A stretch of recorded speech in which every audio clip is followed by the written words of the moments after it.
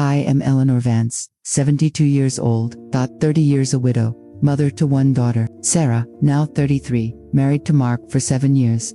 For the last decade of my life, I have been the unpaid, invisible engine behind every family gathering, every holiday, every emergency that wasn't really an emergency. It ended on December 15, 2025. The phone rang at 8:17 a.m. Mom, I need you to handle Christmas dinner this year, Sarah said, voice light and breezy, as though asking me to pick up milk on my way home. It'll be 15 people from Mark's family. You know how you cook. 15 people. Mark's parents, his sister Carol with husband and 3 children, brother Matthew and his new girlfriend, Aunt Brenda, Uncle Elias, cousin Jenna, and her fiancé, 2 more cousins from out of state, and someone's elderly neighbor who feels like family. 15 strangers who would fill my dining room, eat my food, drink my wine, leave their dirty plates, and go home without once asking if my back hurt from hours of standing or if I needed help washing up.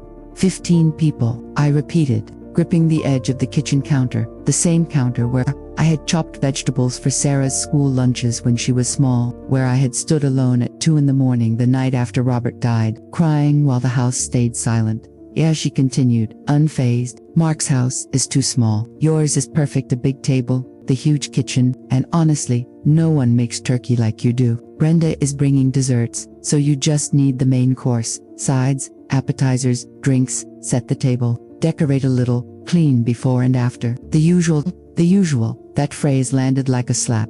When had cooking, cleaning, decorating, and hosting 15 demanding people become the usual for me? When had my daughter started speaking to me like I was hired help? Sarah, I said slowly, I'm 72. I'm not a caterer. I'm not a maid service. I'm your mother. A dramatic sigh came through the phone, the same sigh she used at 16 when I asked her to clean her room.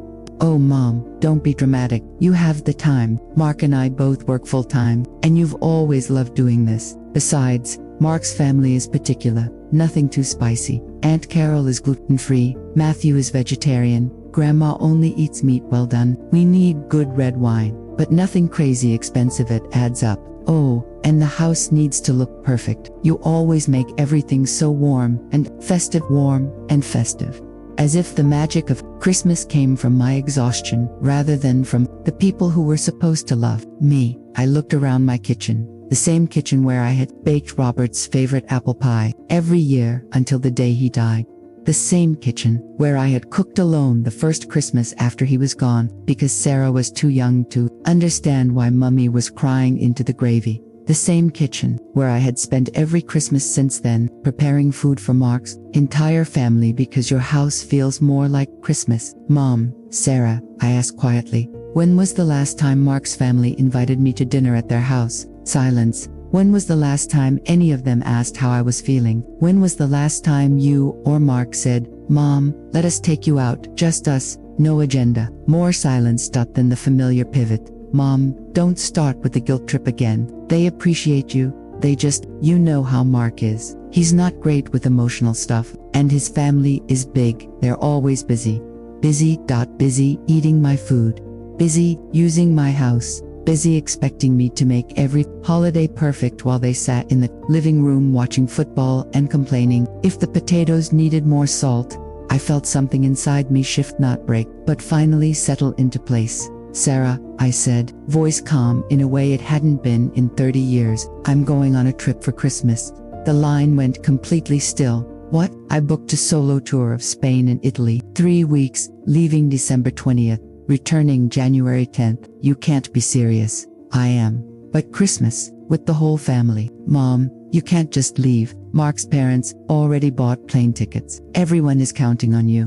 They're counting on free labor, Sarah, not on me. That's not fair. Sarah, I'm hanging up now. I have packing to do. Click 4. The first time in 3 decades I didn't feel the familiar wave of guilt rush in. I felt awake. The next 5 days were chaos. Sarah called 63 times, left voicemails.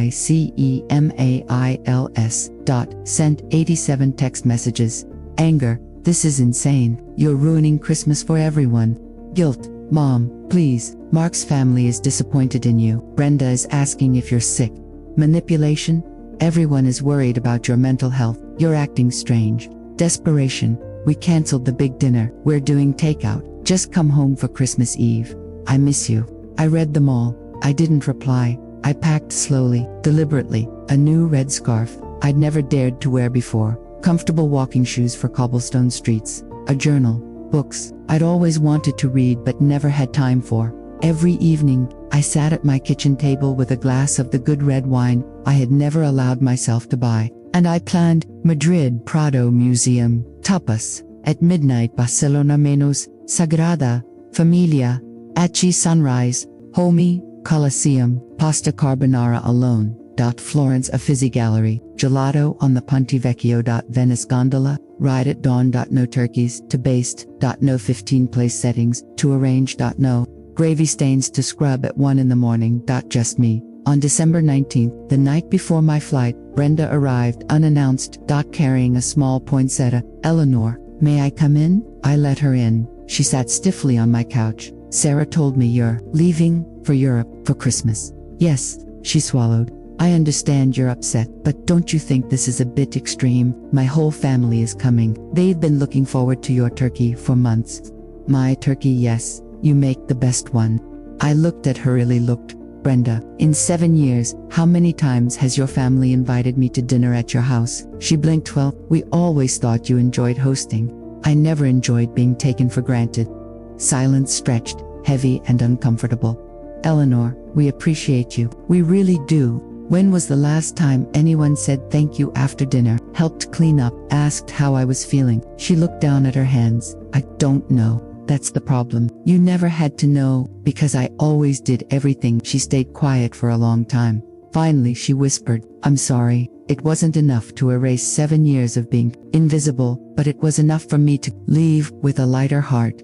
I flew out the next morning. 3 weeks in Europe changed everything. I stood in front of Velasquez's paintings in the Prado and cried. Touched the stones of the Sagrada Familia and felt small in the best way. Ate pasta carbonara alone in Rome at midnight and felt whole. Rode a gondola in Venice at sunrise and realized I had never truly been alone before, not like this. And somewhere between Florence and the Amalfi Coast, I understood.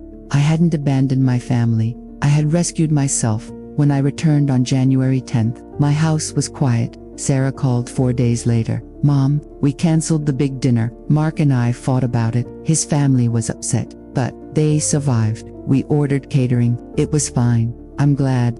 Long pause. Mom, I'm sorry for taking you for granted, for assuming you'd always be there. I didn't realize how much I expected until you weren't there to give it. Thank you for saying that. We talked for almost an hour. She's in therapy now. Learning to budget. Starting to understand what adult responsibility really feels like. It's not perfect. There are still hurts, still some distance, but there is also the beginning of something real. 6 months later, I sit in my new art studio, the guest bedroom turned painting space. My hands are covered in acrylics. I'm terrible at landscapes. I love every messy second. Sarah visits once a week, brings coffee. Asks about my paintings, stays for dinner, and helps wash the dishes. Mark is quieter now. Learning. Brenda sent me a Christmas card this year. It said, thank you for teaching us what gratitude looks like. Hope you're painting beautiful things. Hung it on the wall. I'm 73 now. I still miss Robert every single day. I still wish I had learned this lesson sooner, but I learned it, and the rest of my life, it belongs to me. God bless.